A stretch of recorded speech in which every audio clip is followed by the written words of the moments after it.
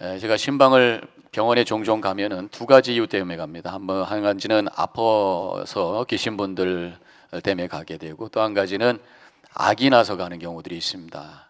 아기 낳아서 가는데 아기만 가서 보는 게 아니라 결국은 그 부모님들 만나게 되죠. 그래서 축하하고 함께 기뻐하고 오게 되는데, 제가 말씀을 드리는 것은 우리가 성탄절을 기다리면서 우리 초점이 예수님께로 향해져 있고 예수님이 주인공입니다. 그런데 동시에 무시할 수 없는 두 사람이 있습니다. 바로 예수님의 육신의 아버지 요셉과 마리아라고 하는 것이, 사진을 제가 한번 찾아봤는데 이런 사진이 있습니다.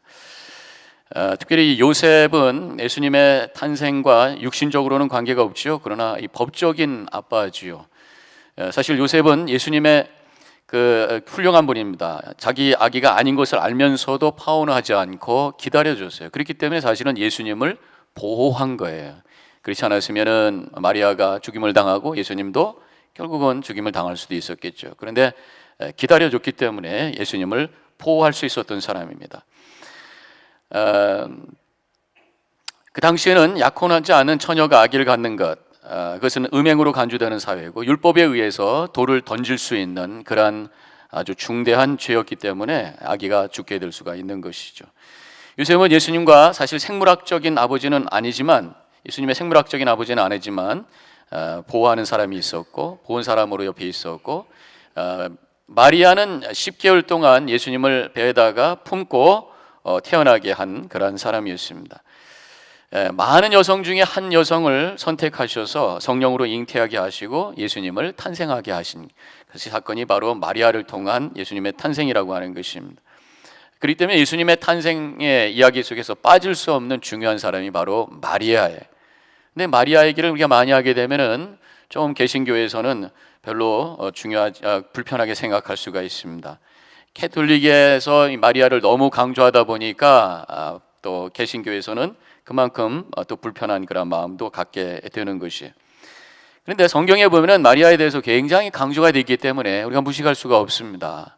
오늘 우리가 봉독한 말씀이 누가복음인데 누가복음의 반 정도가 이 마리아를 언급하고 있고 마리아의 이야기로 채워져 있어요. 예수님의 탄생 이야기에 마리아에 대한 얘기가 굉장히 중요하게 취급되고 있습니다. 요한복음에는 예수님께서 처음으로 기적을 행하신 가나의 혼인잔치에서 물을 포도주로 만드는 사건 속에 마리아가 인볼브가 되어 있죠. 마리아가 하인들에게 무슨 말씀을 하시든 그대로 하라 라고 하면서 곁에서 거들고 있는 것을 보게 됩니다. 또한 예수님께서 십자가에 달려 돌아가실 때에 그 자리에 함께 마리아가 있었고, 또 예수님께서 마리아를 바라보면서 이 마리아 그 사도 요한에게 네 어머니다 하면서 마리아를 부탁하는 이야기도 나옵니다. 그만큼 중요한 분이라는 거죠. 오늘 본문의 28절에 천사 가브리엘이 나타나서 마리아를 향해서 은혜 받은 자요 라고 선포하고 있고, 또 42절로 내려가 보면 엘리사벳이 여자 중에 내게 복이 있으며 그러면서 복 있는 여자다라고 선포를 하고 있습니다. 물론 이것이 캐톨릭에서 너무 강조가 되고 과장이 되고 왜곡이 되면서 나중엔 신격화되면서 교회 마당에다가 마리아를 만들어 놓고 기도까지 하는 그런 상황이 된 것은 문제가 있습니다. 그런데 언제부터 이렇게 마리아를 과장했을까? 거슬러 올라가 보니까 중세 때 에베소 교회에서부터 시작이 되는 거예요. 예수님께서 십자가 달리실 때에 요한에게 예수님을 맡겼습니다. 그래서 전승에 의하면은 요한이 예수님의 어머니 마리아를 데리고 에베소로 갔다는 거예요. 에베소는 당시에 굉장히 화려하고 아주 큰 도시였습니다. 거기서 머무르면서 예수님의 어머니를 봉양을 한 거예요. 그래서 예수님의 제자들을 나머지는 다 복음을 증거하다가 선교하다가 순교를 당했는데 사도 요한만이 순교당하지 아니하고 오래 사셨어요. 그 이유가 바로 예수님의 어머니를 돌보시느라 그랬다는 것이죠. 나중에 그는 반모섬에서 하나님을 만나면서 하나님의 계시를 받으면서 요한계시록을 짓는 그런 하나님의 큰 은혜를 체험하게 됩니다. 그래서 이 에베소에는 이 마리아와 요한에 대한 어떤 그런 이야기들이 많이 있습니다. AD 430년쯤에 두 개의 기념 예배당이 만들어졌는데, 하나는 사도 요한을 기념하는 예배당, 또 한 가지는 예수님의 어머니 마리아를 기념하는 예배당이 만들어진 거예요. 지금도 가면 그 터가 그대로 남아 있습니다. 근데 그때 이 마리아를 기념하는 예배당에 한 그 글씨가 써 있었는데 그 글씨는 그리스어로 테오토코스라고 하는 글씨가 써 있어요. 테오토코스라고 하는 말은 뭐냐면 하나님의 어머니라는 그런 말입니다. 그래서 그 예배당에 마리아를 기념하면서 하나님의 어머니로 호칭을 했다. 그때부터 이미 마리아에 대해서 신격화를 하기 시작하고 그러면서 마리아에 대해서 좀 다른 이야기가 나오기 시작을 했다는 것이죠. 그렇지만 마리아는 성경적으로 굉장히 중요한 인물이라고 하는 것을 우리가 생각하면서 오늘 마리아에 대한 말씀을 잠깐 나누기를 원합니다. 성경학자들은 당시의 풍습에 감안을 해보면 마리아가 약혼했을 때가 13세 내지는 15세 그 사이였을 것이다. 아기를 낳을 수 있는 능력만 되면은 결혼을 시켰다는 거죠. 조언을 했다는 얘기입니다.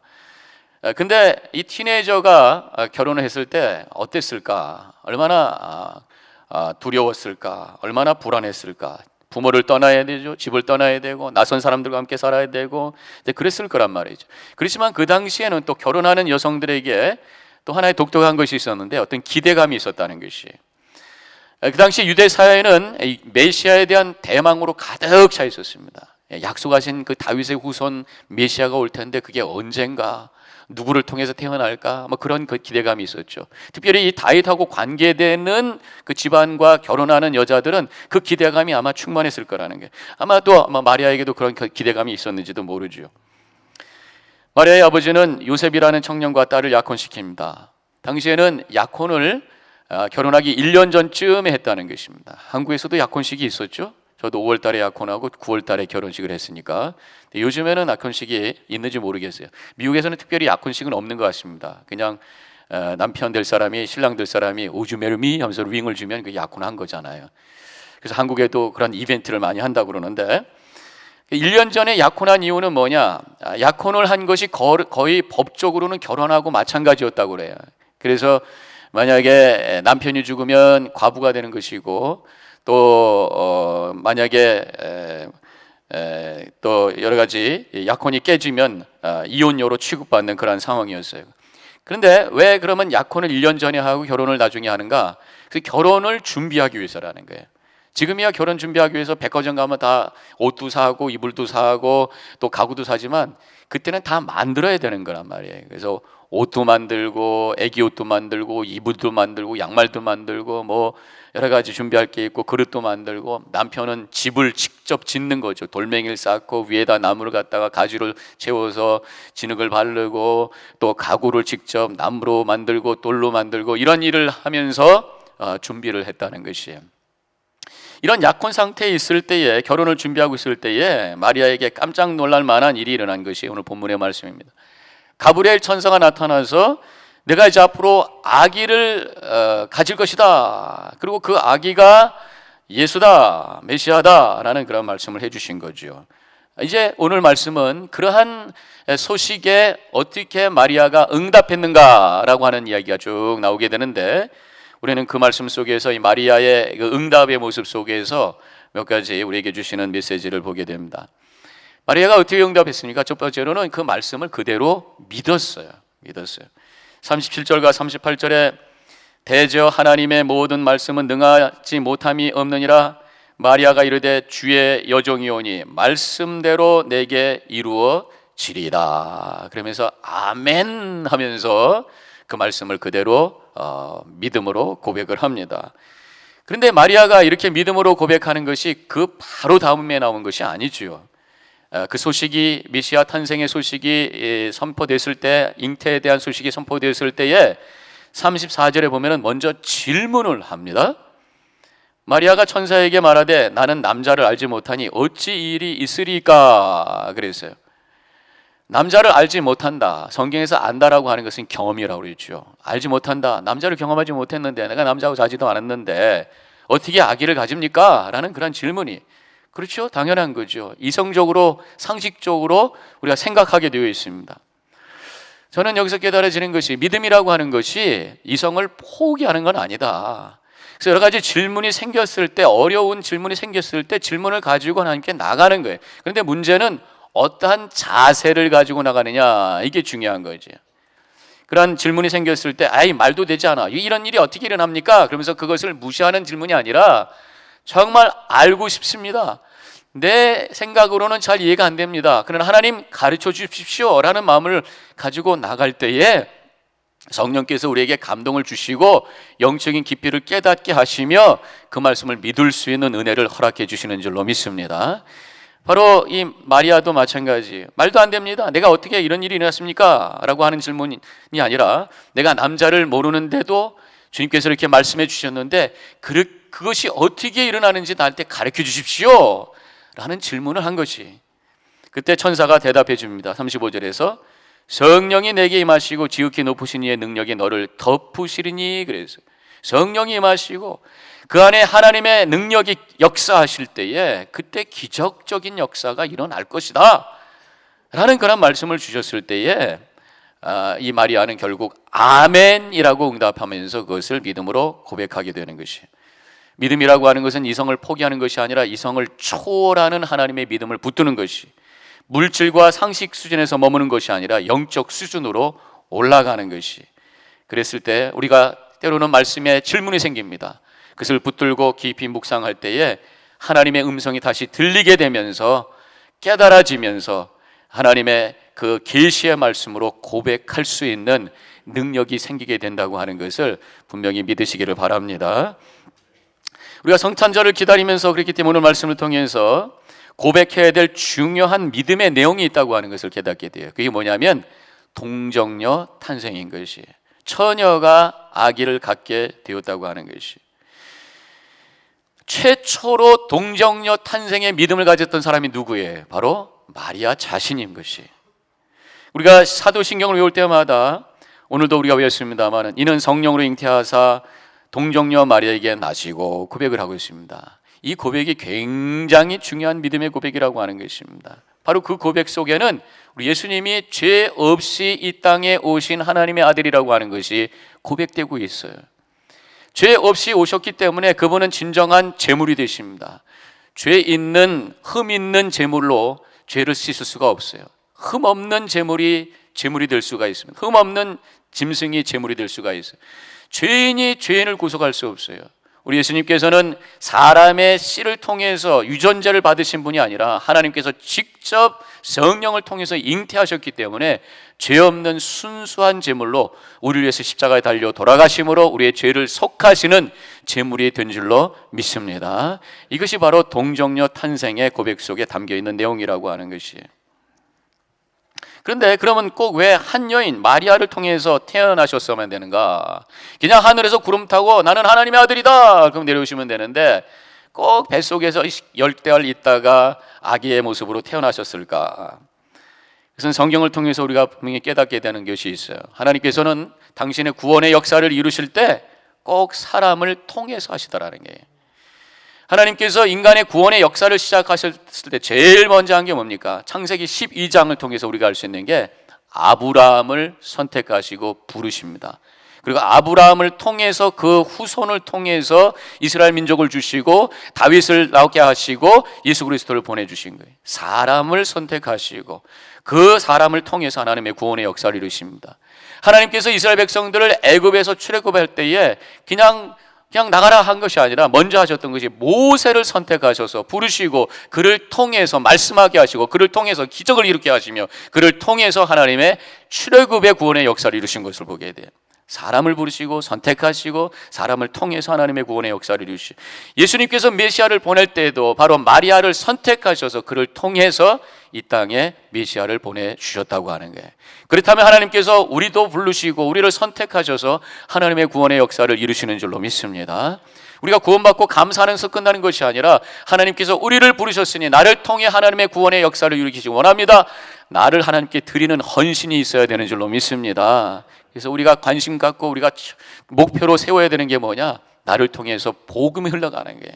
그래서 구원을 위해서, 복음을 위해서 전도와 선교에 대한 열정을 가지고 사는 것, 이것이 바로 우리가 살아가야 될 믿음의 여정의 삶의 모습이 되어야 된다고 하는 것입니다. 꼭 한 여인을 통해서 예수님께서 태어나신 이유는 또한 인간의 삶의 모든 과정에 동참하시기 위해서 그런 거예요. 탄생부터 죽음까지 인간의 모든 삶의 여정 속에 직접 동참하셔서 우리 하나님께서 멀리서만 지켜보시는 분이 아니라 우리와 함께 하시며 우리의 모든 아픔과 고민과 슬픔과 외로움을 다 이해하시는 하나님으로 계시기 위해서 이 땅에 친히 몸으로 오셨다고 하는 거죠. 어린이와 같이 아무것도 할 수 없을 때에 우리의 마음을 아시고 우리 하나님께서 어머니와 같이 다가오셔서 우리를 쓰다듬어 주시고, 사춘기 때처럼 방황하고 혼돈 속에 빠져 있을 때 우리 하나님께서는 아버지처럼 이 땅에 오셔서 우리 가운데 오셔서 우리를 붙잡아 주시고 우리를 이끌어 주시는 하나님. 또 우리가 고통 가운데 있을 때 예수님의 십자가의 고통을 체험하심으로 우리의 고통을 아시고 곁에서 우리를 만져주시고 회복시켜 주시고 치유하시는 그러한 하나님, 그러한 하나님이 되시기 위해서 이 땅에 아기의 몸으로 오셔서 친히 우리와 함께 하신 줄로 믿으시기를 바랍니다. 두 번째로 마리아는 예수님의 이 소식을 듣고 예수님의 잉태 소식을 듣고 했던 것이 뭐냐면 엘리사벳을 찾아갔어요. 39절에 이때에 마리아가 일어나 빨리 산골로 가서 유대 한 동네에 이르러 사가랴의 집에 들어가 엘리사벳에게 문안하니, 이 엘리사벳은 마리아에게 사촌 언니예요. 근데 나이가 많으셨던 것 같아요. 36절에 보라 내 친족 엘리사벳도 늙어서 아들을 배웠느니라. 나이가 들었는데 아기가 없었는데 6개월 전에 아기를 갖게 된 것이에요. 그 소식을 듣고 엘리사벳에 뛰어간 것은 먼저 엘리사벳이 아기 가진 것을 축복하기 위해서 갔죠. 그리고 자신이 아기를 가질 것이라고 하는 소식을 들었던 것을 나누기 위해서 갔습니다. 기쁨을 나누기 위해서 간 거예요. 하지만 동시에 두려움도 나누기 위해서 간 것이에요. 아까도 말씀드렸던 것처럼 처녀가 아기를 갖게 되었다고 하는 것이 그 당시에는 음행이 될 수가, 음행으로 취급했고 잘못하면 돌을 맞는 상황에, 만약에 요셉이 자기를 버리면 자기는 음행한 사람이 되고 결국은 죽을 수도 있는 그런 상황입니다. 두려움이, 기쁨과 두려움을 나누기 위해서 간 거예요. 우리 예수 믿는 사람들은 예수님의 기쁨의 소식을 함께 나누기 위해서 만납니다. 그래서 우리가 믿음의 공동체는 그 기쁨의 소식을 나누기 위해서 이제 우리가 만나고 있는 것이에요. 동시에 우리 가운데 있는 걱정과 근심, 이런 모든 것도 함께 나누기 위해서 우리가 모여 있습니다. 만났을 때 엘리사벳은 걱정보다는 축복을 해줍니다. 마리아를 향해서 42절에서 여자 중에 내가 복이 있으며 내 태중에 아기 또 복이 있도다. 45절에서 주께서 하신 말씀이 반드시 이루어지라고 믿는 그 여자에게 복이 있도다. 그러면서 마리아를 축복해 주고 있어요. 걱정과 근심이 있고 두려움이 있지만 그 걱정과 근심도 나눠주겠지만 먼저 축복해 주고 있는 것을 보게 됩니다. 저는 여기서 중요한 하나님의 뜻을 깨닫게 돼요. 우리가 모여 있는 것은 함께 축복하기 위해서 모여 있는 줄로 믿습니다. 서로 때로는 갈등할 때도 있어요. 그러나 그것이 본질이 아닙니다. 우리는 하나님의 은혜를 나누고 축복하기 위해서 이 자리에 모여 있다고 하는 것이에요. 우리 예수님은 마태복음 9장에 보니까 죄인들과 세리들과 식사하고 있습니다. 바리새인들은 와서 그들을 향해서, 예수님과 제자들을 향해서 너희가 어찌하여 죄인과 식사하느냐 비난하고 정죄합니다.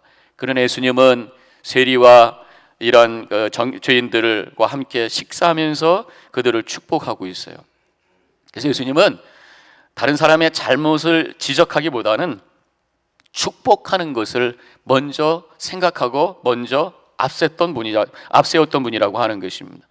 우리에게도 여러 가지 사람들을 바라보면서 왜 저 사람 저런가, 그래서 그 사람에 대해서 충고하고 싶고 또 때로는 정죄하고 싶지만 우리 예수님처럼 그것보다는 축복이 앞서는, 그 사람을 인정해주고 축복해주고 축하해줄 수 있는 그런 믿음의 삶을 살아야 될 줄로 믿습니다.